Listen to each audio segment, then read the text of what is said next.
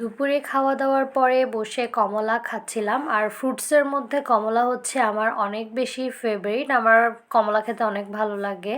আর এটা ফ্রিজ থেকে ঠান্ডা খাওয়ার পরেই আমার একেবারে সর্দি লেগে গেছে।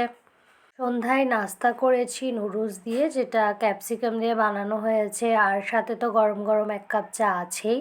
দুপুরে আজকের লাঞ্চে খেয়েছিলাম টমেটো ভর্তা। শীতকালে সব ধরনের ভর্তা খেতেই অনেক বেশি ভালো লাগে সবার, বাট আমার এখানে মরিচটা একটু কম হয়েছে, মরিচ একটু বেশি হলে খেতে আরও বেশি ভালো লাগতো।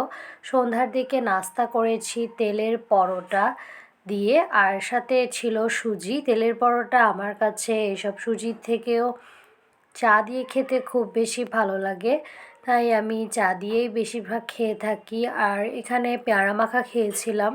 এরকম লবণ মরিচ দিয়ে পেয়ারা মাখা খেতে অনেক বেশি ভালো লাগে, বিশেষ করে যাদের আমার মতো সর্দি তাদের তো অনেক বেশি ভালো লাগবে।